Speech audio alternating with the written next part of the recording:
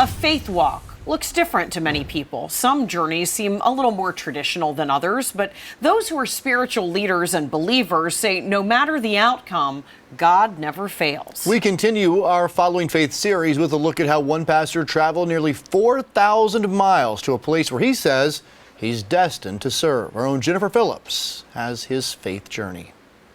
Life is full of revelations, heartbreaks, joyful occasions, and for some, spiritual journeys.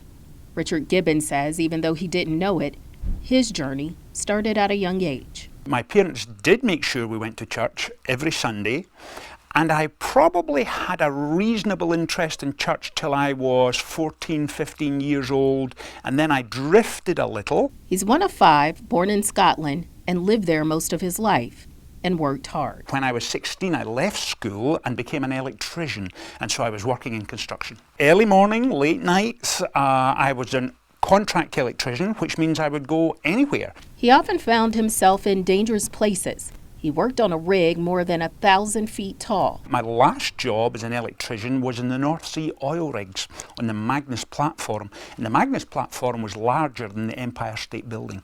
It was enormous. Although at the top of his profession, he admits his spiritual life bottomed out. He stopped going to church, something that used to be a big part of his life. It was only when I met the girl who's now my wife that I experienced Christ speaking into my life in a way I just never thought was possible. They dated and worshiped at several churches. He asked people to come forward, almost identical to a Billy Graham rally. So I walked forward knowing for the first time in my life that Christ loved me, that he died for me. And at 20 years old, when I walked forward, I had tears rolling down my face. I was deeply convicted of my own sin and so sorry for that sin.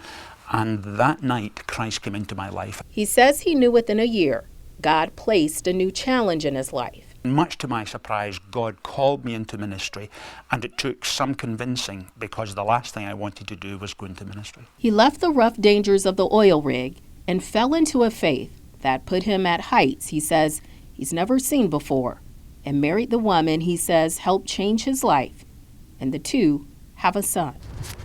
He became well-read and holds honors in theology and received his Doctor of Ministry from Highland, and he began to minister to people. Then after college, I worked at the college for a couple of years before going on to work with Dr. Billy Graham. We had 250,000 people come to 10 services. It was quite something. But it would be a battle with death that truly changed his life.